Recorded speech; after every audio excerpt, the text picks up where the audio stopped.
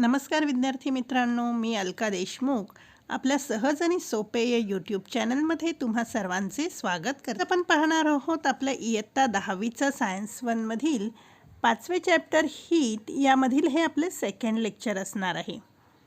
आता टॉपिकला सुरुवात करण्याआधी तुम्हाला एक तुमच्या आवडीच्या गोष्टीबद्दल मी बोलणार आहे. पहा बरं, काय दिसतं आहे तुमच्या पुढे चित्र कशाचं आहे? तोंडाला पाणी सुटले ना? हा बर्फाचा गोळा म्हणजेच आईस बॉल तुम्हाला सगळ्यांनाच आवडतो. आता हा आईस बॉल कसा बनवतात असेल की you have seen the preparation of an ice ball. First an ice slab is shredded and then the shredded ice is pressurized around the tip of stick to prepare the ice ball. बर्फ पहिले काय करतात, खिसून घेतात आणि मग त्यात काठीवरती ठेवून दाब दिला जातो आणि दाब दिल्यानंतर मग त्याचा गोळा तयार होतो. How does the shredded ice convert into solid ice ball? तो खिसलेला बर्फाचा चुरा आहे त्याचा गोळा कसा बनतो? मी पाहिलं असेल की जर दोन बर्फाचे तुकडे घेतले, आपले फ्रीजमधले छोटे आईस क्यूब जरी तुम्ही घेतलेत आणि ते एकमेकांवरती दाबून धरलेत तर बघा ते एकमेकांना चिकटतात. म्हणजेच हे कसं काय घडतं? तर ही जी प्रोसेस आहे तोच आपला आजचा टॉपिक आहे, रिजिलेशन म्हणजेच पुनर्हिमायन. हे आपण एका प्रयोगाने आणखी पाहूया. इथे पहा काय दिसतंय तुम्हाला, एक बर्फाची लादी आहे. आपण टेबलवरती एका स्टँडवरती बर्फाची लादी ठेवलेली आहे आणि त्याच्यावरती एक तार आपण ठेवायची आहे आणि तारेच्या दोन्ही टोकांना अशा प्रकारे वजन लावायचं आहे. म्हणजे वजनांमुळे तारेला खाली खेचलं जाणार आहे. पण आता मग ही वरती कशावर ठेवलेली आहे ती तार? आपण बर्फावर ठेवलेली आहे. आता जर तार खाली खेचली गेली तर काय होईल? या बर्फाचे दोन तुकडे होतील का? तर तुम्ही जर पाहिलं तर ती तार जी आहे ती हळूहळू ह्या बर्फामधून खाली येईल, परंतु बर्फ मात्र तुटणार नाही. बर्फ हा एकसंघच राहील. इथे काय ऑब्झर्व केलं आपण? तर it is observed that wire gradually penetrates the ice slab. After some time the wire comes out of lower surface of the ice slabs. However, the ice slab does not break. The phenomena in which ice converts to liquid due to applied pressure and then reconverts to ice once the pressure is removed is called regelation. म्हणजेच ही जी प्रक्रिया आहे, इथे काय झालं होतं तर बर्फावरती ह्या तारेचा दाब पडल्यानंतर त्या पृष्ठभागावरचा बर्फ हा वितळला जातो आहे. Due to applied pressure, ice converts into liquid and reconverts into ice. Melt झालेलं जे वितळलेला बर्फ होता त्याचं पुन्हा आईसमध्ये कन्व्हर्शन होतं. कारण का? तर त्याच्यावरचं प्रेशर रिमूव्ह झालेलं आहे. म्हणजे पहा, तारेवरती आपण खालून वजन लावलेलं आहे की नाही इथे, म्हणजे त्या वजनामुळे ज्या सरफेसवरती आता वजन पडतं आहे तिथला बर्फ वितळला जातो आणि तिथला बर्फ वितळल्यानंतर त्याचं पाणी झालं, त्याच्यामुळे ती तार खाली सरकली. मग आता खालच्या पृष्ठभागावरती प्रेशर निर्माण झालं आणि वरचं प्रेशर कमी झाल्यानंतर ते पाण्याचं पुन्हा बर्फ होतं आणि खाली जिथे दाब पडलेला आहे त्या ठिकाणी पाणी तयार होतं. मग तिथून पुन्हा ती तार खाली सरकणार आहे. असं करत करत ती तार पूर्ण या बर्फाच्या लादीमधून खाली पडते, परंतु बर्फाची लादी मात्र तुटत नाही. ही जी प्रोसेस आहे याला आपण काय म्हटलं आहे? पुनर्हिमायन. The melting point of ice becomes lower than 0 degree Celsius due to pressure. This means that at 0 degree Celsius the ice gets converted into water.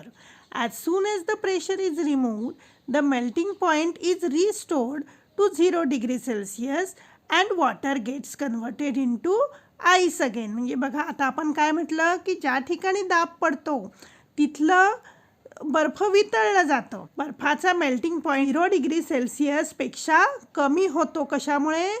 प्रेशरमुळे. Actually बर्फाचा मेल्टिंग पॉईंट आपण किती बघितलेला आहे? 0 डिग्री सेल्सिअस आहे, पण प्रेशरमुळे तो मेल्टिंग पॉईंट कमी होतो. त्यामुळे बर्फ वितळलं जातं. 0 डिग्री सेल्सिअसला बर्फाचं पाण्यामध्ये रूपांतर होतं आणि प्रेशर निघालं की लगेच पुन्हा 0 डिग्री सेल्सिअस त्याचा मेल्टिंग पॉईंट होतो. Melting point is restored to 0 degree Celsius आणि त्यामुळे पुन्हा त्या पाण्याचं बर्फामध्ये रूपांतर होतं. या ठिकाणी बर्फाची लादी का तुटत नाही याचं कारण तुमच्या लक्षात आलं असेल. आता तुमच्या कधी असं लक्षात आलेलं आहे का? We feel that some objects are cold and some are hot. Is this feeling related in some way to our body temperature? कधी कधी पहा, आपल्याला एखादी वस्तू गरम लागत असते. म्हणजे एखाद्याचं पहा अंग आपल्याला ताप आहे की नाही बघितल्यानंतर जर तुमचा हात थंड असेल तर दुसऱ्याचं अंग तुम्हाला गरम लागतं आहे की नाही. म्हणजे हे जे फिलिंग्स आहेत आपल्या, ते आपल्या बॉडी टेम्परेचरशी रिलेटेड आहे. In general when liquid is heated up to a certain temperature it expands and when cooled it contracts. आता सामान्यतः काय होतं की जेव्हा आपण द्रवाला उष्णता देतो तेव्हा ते एक्सपांड व्हायला सुरुवात होते, म्हणजेच त्याचं आकारमान वाढतं. आणि जेव्हा आपण थंड करतो तेव्हा त्याचं आकारमान कमी होतं.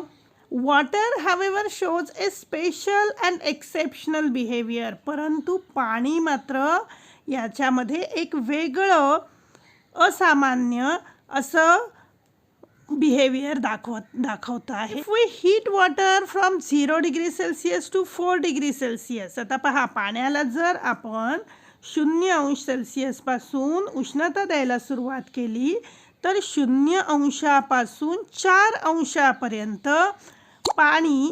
आता ॲक्च्युली आपण काय बघितलं आहे? सामान्यतः सगळे पदार्थ जे आहेत ते उष्णता दिले, कोणतेही द्रव पदार्थ जे आहेत ते उष्णता दिल्यानंतर त्यांचं आकारमान वाढतं आहे.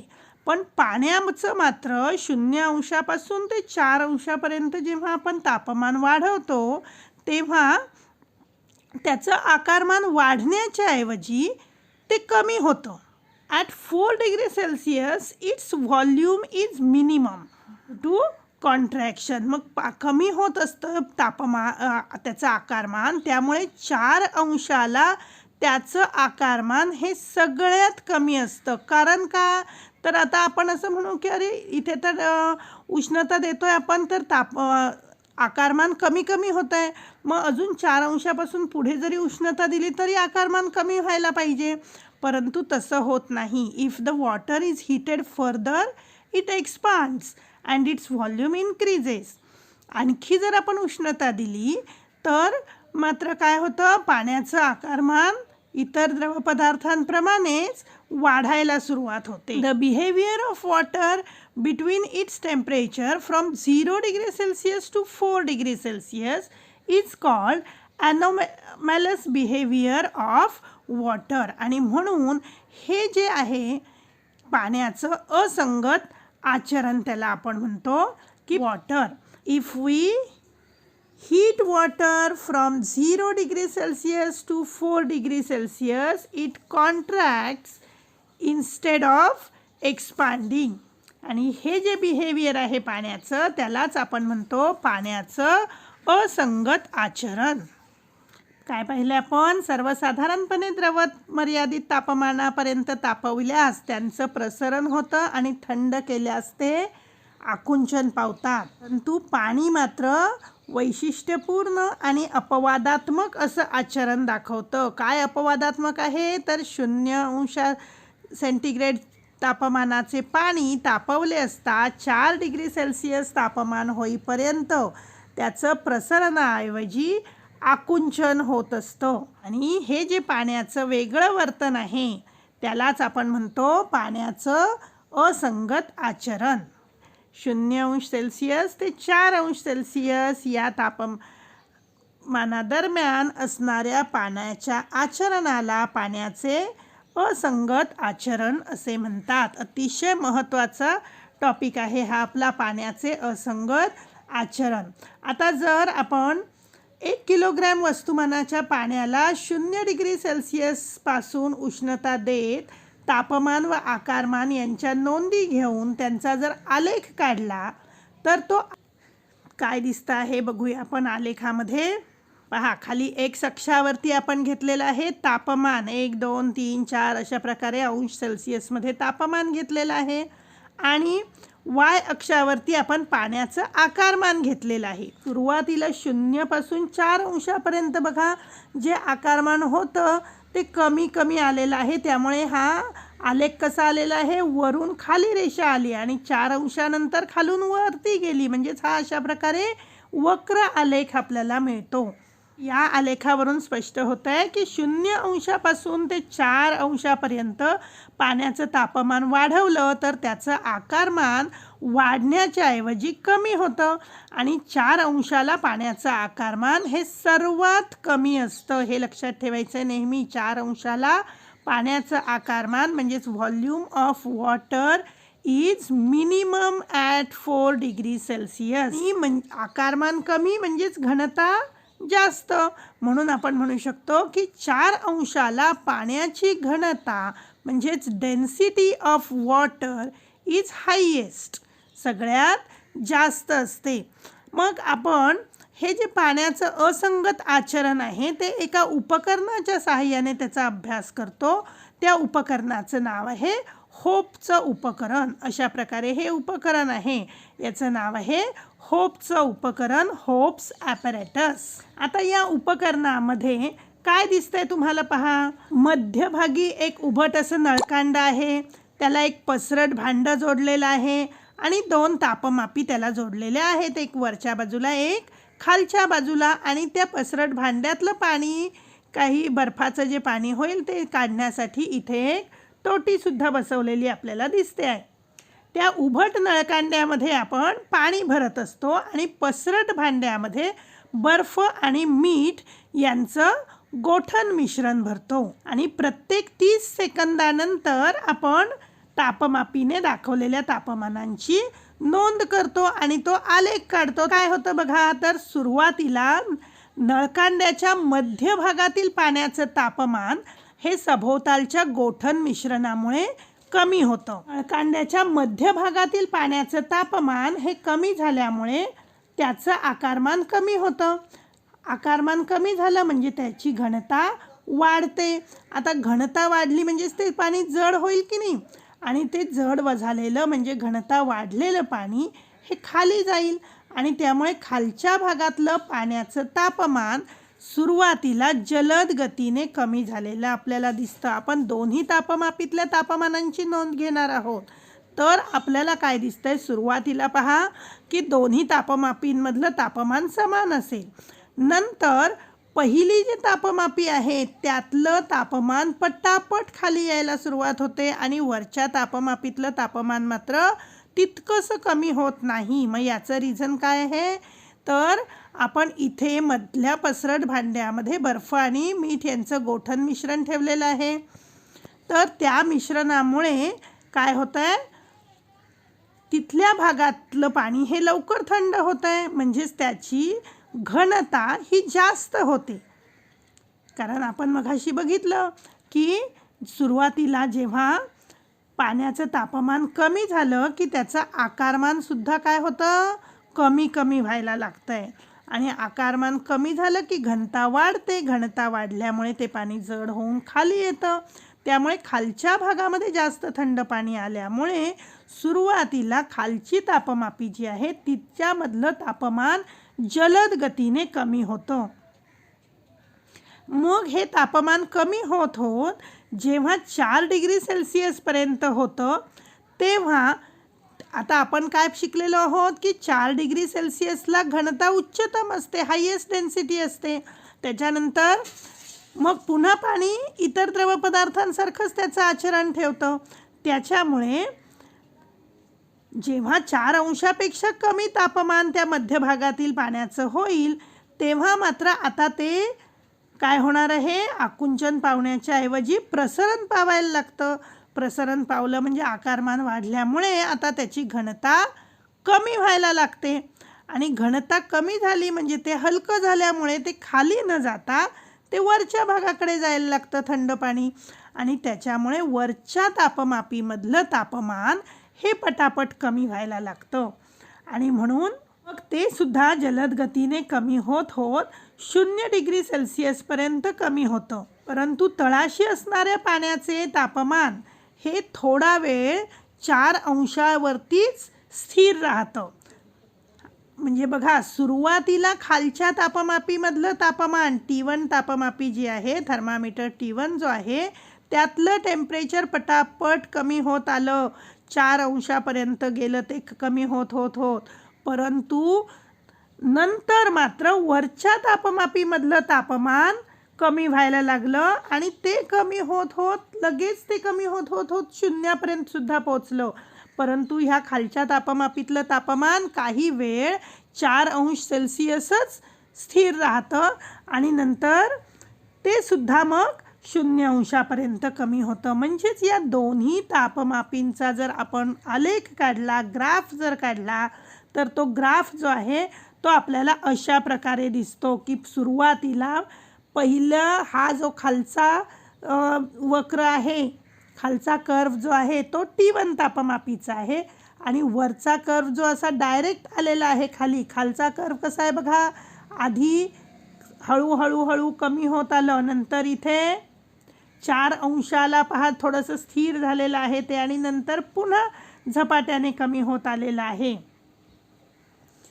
आणि वरच्या तापमापीतलं तापमान जे आहे T2 मधलं ते पटकन कमी आलेलं आहे म्हणून तो असा सलग वक्र आपल्याला मिळालेला आहे आणि खालच्या तापमापीतलं तापमान हळूहळू कमी होत आलं आणि नंतर पुन्हा झपाट्याने 0 अंशावर आलेलं आहे. त्यामुळे अशा प्रकारे हे दोन्ही कर्व 4 अंशाला आपल्याला एकत्र छेदलेले दिसतात कारण 4 अंशाला पाण्याची घनता ही सगळ्यात उच्चतम असते. आता इथे तुम्हाला काय चित्र दिसतंय तर थंड प्रदेशातील पाण्यामधले सजीव हे या पाण्याचा असंगत आचरणाचाच त्यांना उपयोग होतो आणि ते जिवंत राहू शकतात. कारण का तर बर्फ गोठतं की बर्फ सगळ्या त्या जलाशयामध्ये पण बर्फ साचलेलं दिसतं आपल्याला, पण तो फक्त वरती बर्फाचा थर असतो, खाली मात्र पाणी तसंच असतं ज्याच्यामध्ये सजीव जिवंत राहू शकतात. तर हे कशामुळे होतं? पाण्याच्या असंगत आचरणामुळे. जसं आपण बघितलं की वरचा थर जो आहे तिथे बर्फ झाल्यानंतर त्याची घनता जी आहे 4 अंश सेल्सिअसला उच्चतम असते. हे होप्स ॲपरेटस आपण पाहिलं तर याची डायग्रॅम तुम्हाला एक्झाममध्ये विचारली जाते. याच्या आता इथे 2 ठिकाणी फ्रीजिंग मिक्सचर लिहिलं आहे तर तिथे खालचं जे नाव आहे तिथे तुम्ही फ्लॅट बाउल नाव द्यायला पाहिजे. पसरट भांडे आहे हे म्हणून इथे फ्लॅट बाउल असं नाव द्या. वरती फ्रीजिंग मिक्सचर आहे त्याच्यानंतर खाली फ्लॅट बाउल आणि दोन्ही थर्मामीटर. ऑब्झर्वेशन्स याच्यामध्ये आपण काय नोंदवलेली आहेत? Initially both the temperatures T1 and T2 are identical. However, as time passes, temperature T1 of water in the lower part of the cylinder decreases fast, while temperature T2 of water in the upper part of the cylinder decreases comparatively slow. However, once the temperature T1 of the lower part reaches 4 degrees Celsius, it remains almost stable at that temperature.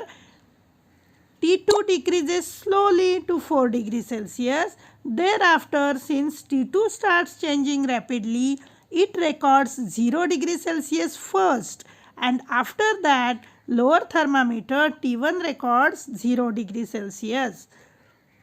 The point of intersection of the two curves shows the temperature of the maximum density. मगाशीच आपण पाहिलं जो आलेखामधला छेदन बिंदू आहे दोन्ही तापमाप्यांचा, तर तो जो पॉइंट ऑफ इंटरसेक्शन आहे तो मॅक्झिमम डेन्सिटी 4 डिग्री सेल्सिअस आहे हे आपल्याला दाखवतो.